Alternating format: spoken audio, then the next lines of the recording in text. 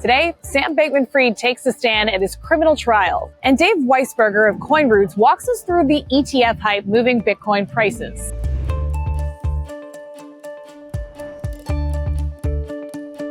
Welcome to CNBC's Crypto World. I'm Mackenzie Sigalos, outside the courthouse here in New York City for the trial of Sam Bankman-Fried. Now, court's back in session after a week-long break, and prosecutors wrapped up testimony from their final witness earlier this morning. Now it's the defense's turn. They're calling on 3 witnesses. Crystal Roll, a former attorney for SBF, was called on to discuss a meeting in the Bahamas that Gary Wong testified about earlier in the trial. The second witness was Joseph Pimley, an expert who looked into how customer assets were used on the platform. But the main event is, of course, Bankman-Fried himself. As soon as he took the stand this afternoon, the jury was sent home so the judge could hear his testimony and decide what was admissible in court. It's now being debated whether Sam Bankman-Fried can use the advice of counsel strategy to say that it was the lawyer's fault. That's a strategy that the judge has pushed back on. Of course, you can find all the latest at CNBC.com, and we will bring you more on his testimony tomorrow. Okay, let's talk about what's happening in the crypto market today. Digital currencies are giving up some of the gains that they made in the past few days. Bitcoin is down more than 2% as of noon Eastern. Ether is down more than 1.5%, and Polygon's Matic token is down 3%. Even with today's declines, though, Bitcoin has faced a major rally as investors brace for a possible spot Bitcoin ETF. JP Morgan even said in a note on Wednesday that much of Bitcoin's recent gains are driven by institutions. Now, to talk a bit more about the excitement for ETFs and how it's driving prices, Crypto World's Jordan Smith spoke with Dave Weisberger, the CEO of CoinRoutes. I'm bringing you on to sort of check in on both the SEC and crypto right now. I think we have to start with the most recent rally around ETF optimism. What's your reaction to the rally itself and this growing investor demand for ETFs? Well, it's important to contextualize what is going on. The fact is, a Bitcoin ETF will allow people who have basically felt unable to buy Bitcoin to buy Bitcoin. So my brother's a financial advisor, and he cannot right now put anybody into a Bitcoin position, even at 1 or 2% of their portfolio, because they have no way to hold it. People who are using brokerage accounts that are set up for estate planning purposes and security purposes, going into even Coinbase doesn't fit with that narrative. So it opens up the door to a lot to individuals. Institutions, it's even more important for. So it really is a very big deal for that. But it's also important as a signal in terms of how the asset class is going to get viewed. And just as important as the impending approval, which will happen, I mean, whether it happens this year or next year, almost immaterial, the trumpeting from the rooftops of people like Paul Tudor Jones is important. Larry Fink going on national television multiple times describing Bitcoin as a store of value is important, because let's contextualize where we are. Bitcoin at 37,000, 34,000, 25,000 is a tiny fraction of what Bitcoin could be if it in fact demonetizes gold. If in fact Bitcoin becomes digital gold and the store of value globally for a digital age, the price has to be more than an order of magnitude higher. So effectively, Bitcoin trades like an option on that potential future. And so it is really important to understand that, because we're used to looking at prices, and technicians look at these squiggles as very important. At the same time, we had a news story last week, and it was really interesting. Now, the news story is the story. There was a fake news story that came out of Cointelegraph, which said the Bitcoin ETF was approved. And in a snap of a finger, it rallied over $2,000, and it was continuing to move higher. And then almost immediately, people started saying this was crap. And it got retracted and got denied. What did that prove? Well, it proved a few things. First of all, it proves that if you're going to short Bitcoin, you better be very careful. You're picking up pennies in front of a steamroller.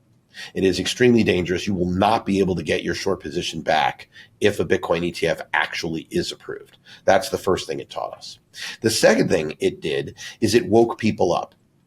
We've had a market that you have to understand what 7 to 8 months of a trading range that is so narrow, and volatility of Bitcoin dropping. I just told you it trades like an option, Jordan. It but it was trading not at an 80 vol, it was trading below 20 volatility, i.e. less volatile than the NASDAQ. If you take out a few 5-minute periods here or there where there was some gap activity, it was actually less volatile. What does that mean? Well, that means that speculators stop trading. That means that retail ignores it. It becomes a snooze fest, and interest in the market drops. At the same time, the patient buyers who are clearly there to buy every dip, and we've seen this over the last year and a half, are happy to stay patient because they can continue to accumulate. Now, what happens when you flip that switch and it becomes volatile again? Well, now you have speculators, now you have retail, and now those patient investors all of a sudden can't get filled. And so they have to ratchet up their level of aggression. And I think that's what we've been seeing over the last week and a half. Sure, the ETF is a big deal, but most people put it at like 95% probability. So it's really not just that. The demand hasn't gotten to the market yet, but those patient buyers that have been out there now have to become less patient. And I think that's what we've been seeing. Obviously, we have to wait for the SEC to approve those ETFs before we know. But I also want to turn to the other SEC story right now, and that's the decision to request dismissal of the lawsuit of the Ripple execs Brad Garlinghouse and Chris Larsen.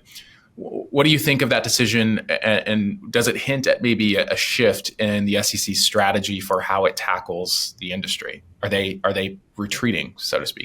Regrettably, no.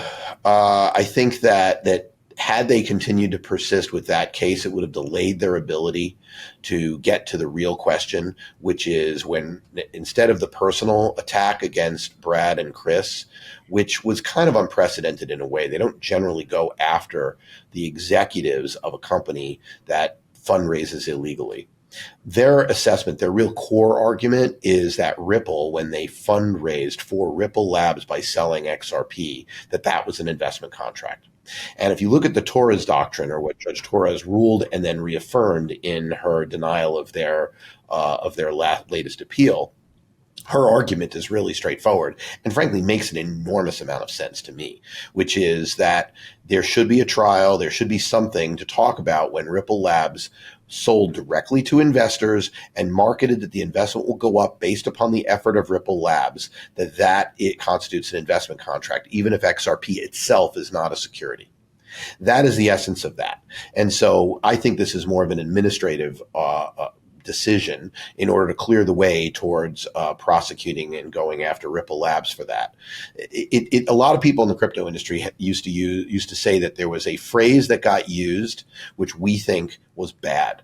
When you hear founders talking about getting non-dilutive funding by creating tokens out of thin air, I think most people who are serious in crypto say that's a bad idea. That is not the same thing as an open source project using tokens to incentivize developers. That's a very different use case. But when you're talking about an incorporated entity selling tokens in order to fund operations, I think most people would argue that there should be some sort of structure around that. The problem that we have is that the SEC, their zeal for prosecuting is equally matched by their idiocy in not creating rules around how you would use this other asset class to fund yourself. So the disclosures for tokens don't exist that would be meaningful to investors. I mean, they need to be rewritten. And that's the essence of Commissioner Peirce's argument for the last 6 years, basically, or 5 years, which is we need new rules in order to safeguard investors. I don't think the SEC, until they hint that they're willing to do that, I don't think we can say that they've changed policy. Okay, that's all for Crypto World today, but we will be back again tomorrow, and we'll see you then.